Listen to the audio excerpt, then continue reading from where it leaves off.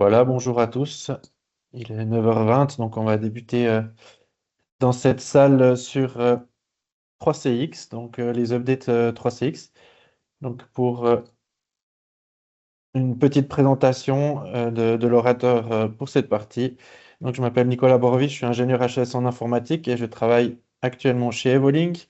Je suis aussi également coordinateur de formation pour les apprentis informaticiens du bâtiment au centre professionnel à Colombier.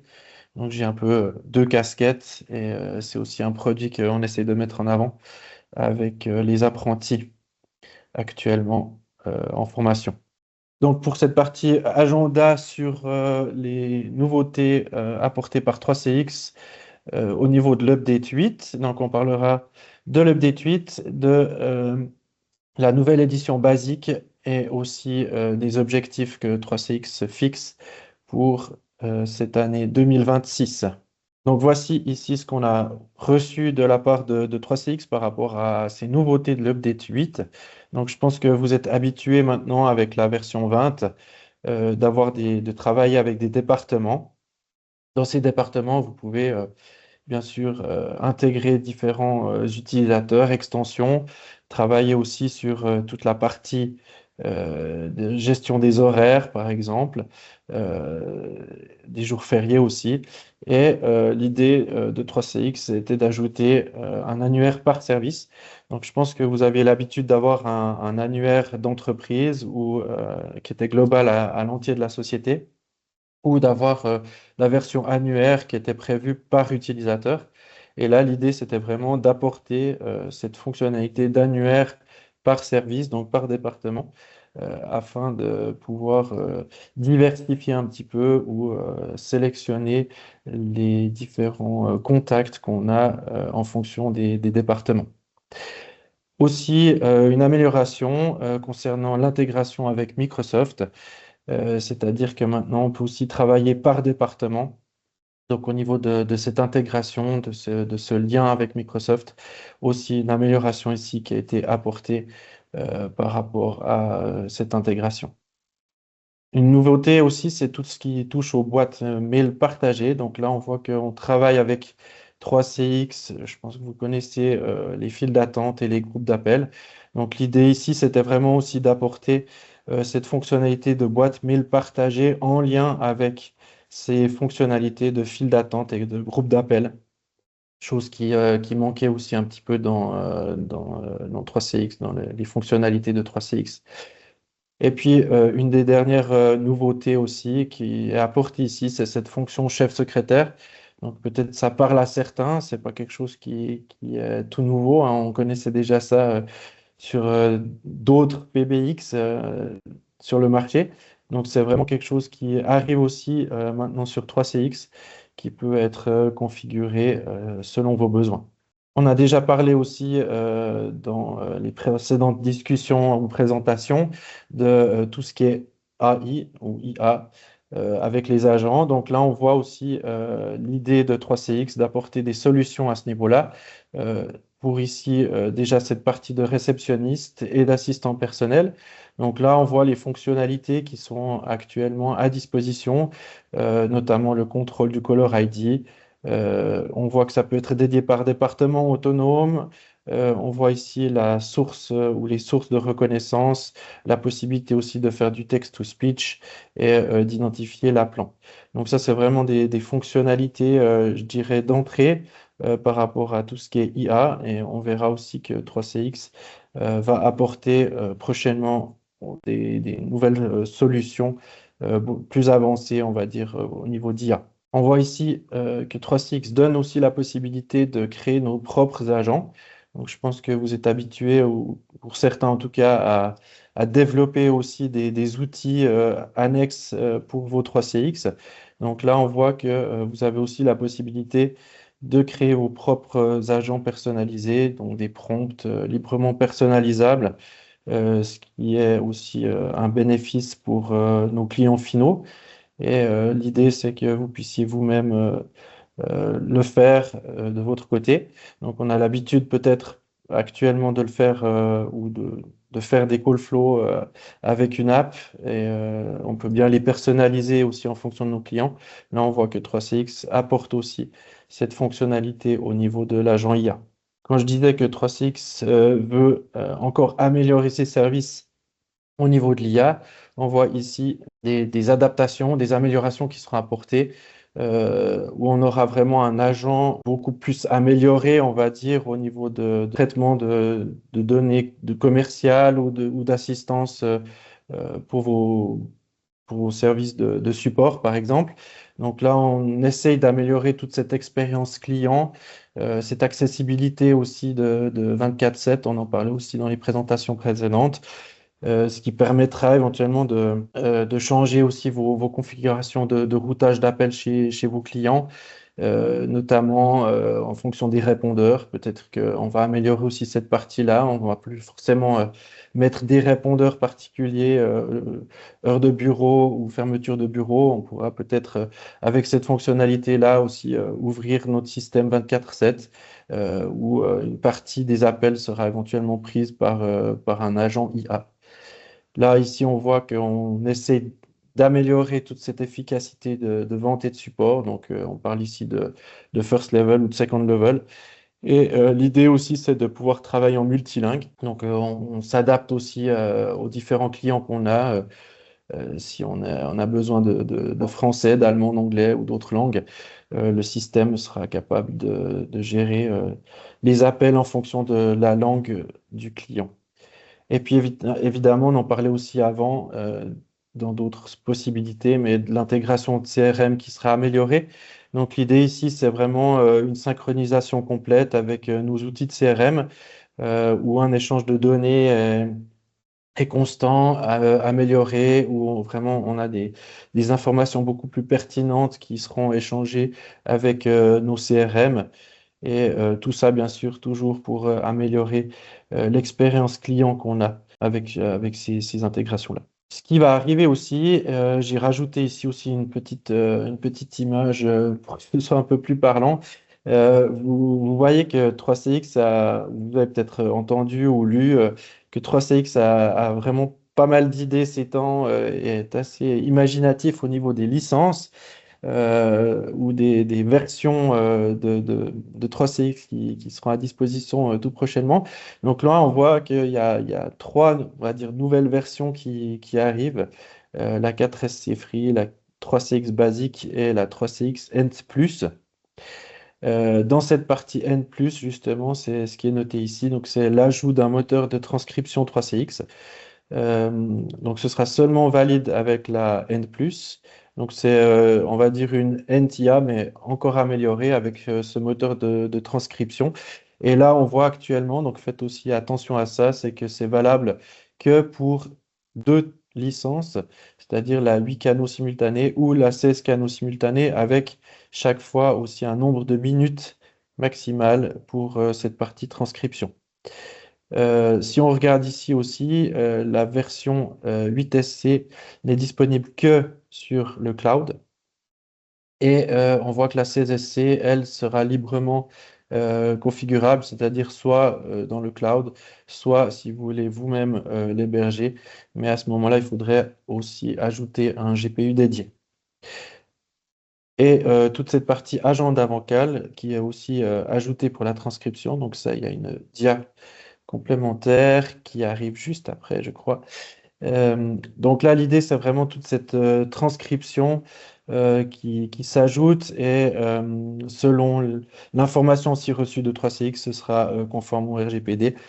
Donc après, à vous de voir si cette fonctionnalité-là est nécessaire pour votre client et aussi ben, voir si avec une 8 canaux ça suffit et automatiquement héberger chez 3CX ou alors si vous avez besoin d'auto-héberger ça chez le client lui-même pour des questions de droit ou d'accès aux données. Et à ce moment-là, il faudrait partir sur une licence 16 SC. Ici, on voit cette partie agenda vocal, donc enregistrement des communications, des échanges. Et bien sûr, après, avec ce moteur de transcription, l'idée, c'est de pouvoir résumer un appel, d'analyser aussi les sentiments de l'interlocuteur, etc. Donc de ramener en fait, comme on l'a vu aussi avant, des informations pour plus tard les rechercher avec nos différents outils de recherche et d'avoir une information précise par rapport à ce qui a été discuté avec le client final. On passe maintenant à la Basic Edition, donc aussi une nouveauté ici. Dans l'information ici, on voit tout ce que la Basic Edition ne comporte pas. Donc il y a quand même pas mal de fonctionnalités qui ne sont pas supportées. C'est pour ça que je vous ai aussi rajouté à côté une petite image par rapport à cette version-là. Donc, je vous encourage vraiment aussi à aller visiter le site web de 3CX. Vous avez un onglet qui vous parle de ces différentes versions et des différentes features qui sont disponibles. Donc là, on voit aussi cette nouvelle version basique qui arrive à partir bien sûr de 8 canaux de communication simultanés comme beaucoup d'autres licences, que ce soit la Pro ou la End-AI. Effectivement, bah, pour des solutions, on va dire, de téléphonie simple, si le client n'a pas forcément besoin de grosses solutions de téléphonie ou d'intégration, c'est peut-être une version qui sera intéressante aussi à déployer chez vos clients. Ici, on parle de nouveau de la version basique mais free. Donc, je pense que vous avez vu dans l'autre slide sur la gauche. Donc, on voit ici la 4SC free. Donc, ce sera une nouvelle version aussi qui sera disponible. Juste faire attention par rapport aux prérequis. Donc, ce ne sera pas possible d'utiliser des terminaux IP sur cette version. On pourra utiliser uniquement des applications. Et elle ne pourra non plus pas être hébergée chez 3CX. Donc, c'est une solution que vous pourrez seulement héberger on-premise ou sur vos machines virtuelles chez les clients. Donc voilà. Et 3CX offrira la possibilité du coup de passer de 4SC Pro à 4SC basique. C'était une licence qui était gratuite aussi à l'époque, hein, peut-être certains s'en souviennent. Et du coup, elle pourra être transférée vers une 4SC basique. On voit que 3CX n'abandonne pas toute cette version SMB qui est auto-hébergée directement chez eux. Il y aura certainement aussi des améliorations ou à voir s'ils la réduisent ou l'arrêtent en fonction de ces différentes licences qu'ils sont en train de sortir actuellement. On parle aussi ici toujours de MCM. J'ai traduit, enfin j'ai traduit, j'ai rajouté le petit commentaire à côté pour ceux qui ne savent pas. Donc le multi-company mode. Donc je pense que vous savez aussi que 3CX offre la possibilité d'installer un système pour gérer des différentes entreprises sur le même système, comme différents tenants. Je ne sais pas si certains d'entre vous l'ont testé déjà, mais voilà, je ne sais pas si c'est beaucoup installé chez vous sur vos infras. Donc voilà, mais c'est toujours une solution qui existe. On passe aux objectifs de 3CX pour 2026. Là aussi, je vous ai mis une petite image complémentaire dans cette présentation. Donc là, je vous rappelle que 3CX met en place cette politique d'utilisation équitable. Et là, ils deviendront beaucoup plus intransigeants par rapport au nombre d'extensions par système en fonction de la licence que vous prenez et des calls simultanés.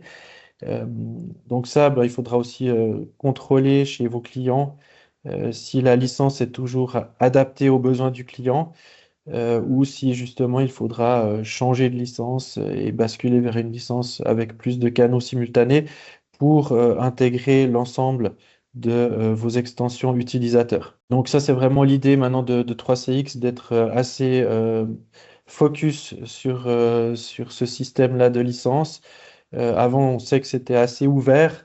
On pouvait créer facilement des extensions, beaucoup d'extensions, sans forcément se fier à ce qui était donné, on va dire, comme information sur le site de 3CX. Maintenant, c'est quand même beaucoup plus rigoureux au niveau de cette information et de ce suivi. Donc l'idée, c'est vraiment de renforcer l'équité des prix et des prestations, de sécuriser aussi tous les canaux de distribution au niveau de 3CX. Donc à partir du 1er janvier 2026, c'est là que vous allez commencer à être un petit peu dans le radar de 3CX, on va dire ça comme ça, où ils vont commencer à analyser vos systèmes et voir si effectivement vous correspondez à cette politique d'utilisation équitable.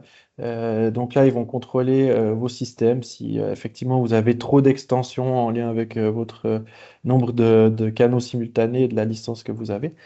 Donc là, il y aura déjà cette première analyse et dans un deuxième temps, qui n'est pas encore officiellement annoncé, on va dire, enfin, en avril 2026, où là, potentiellement, 3CX pourra pénaliser un petit peu le système s'il ne respecte pas cette nouvelle politique d'utilisation équitable.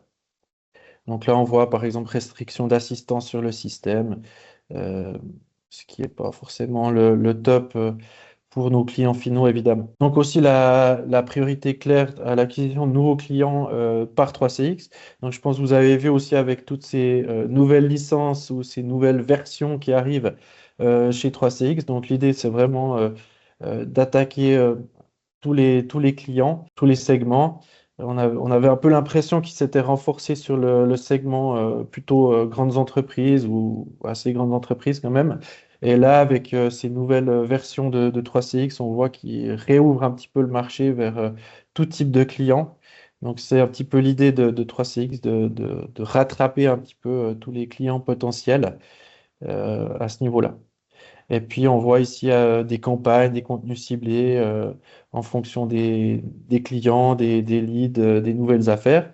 L'idée, c'est vraiment de soutenir aussi les partenaires dans l'acquisition de nouveaux clients.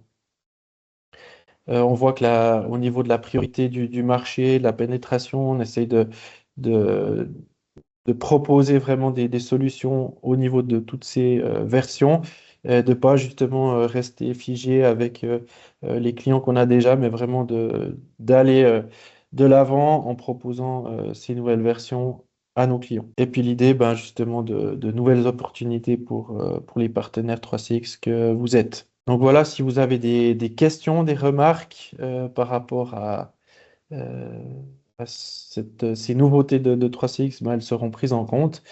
Nous, c'est vrai qu'à part du côté Evolink, ben, ça fait plus de 10 ans qu'on s'occupe de 3CX et qu'on a vu les différentes évolutions. Donc, c'est aussi des choses qu'on doit s'habituer à prendre en compte. Et puis, on fait aussi beaucoup d'intégration, de création de systèmes tiers pour les clients en fonction de leurs besoins. Donc, c'est aussi des choses que on essaiera d'amener au fur et à mesure chez les clients, en essayant de cibler leurs besoins, notamment au niveau de l'IA. On voit que ça pousse beaucoup au niveau de l'IA, de la transcription des appels, de l'intégration avec des CRM. Donc, c'est vrai que c'est quelque chose que je pense on doit vraiment s'habituer à travailler avec et à mettre à disposition de nos clients. Donc, merci pour votre écoute et puis je me réjouis de vous retrouver dans les autres salles pour la suite des ateliers. Je vous mets la suite des ateliers ici.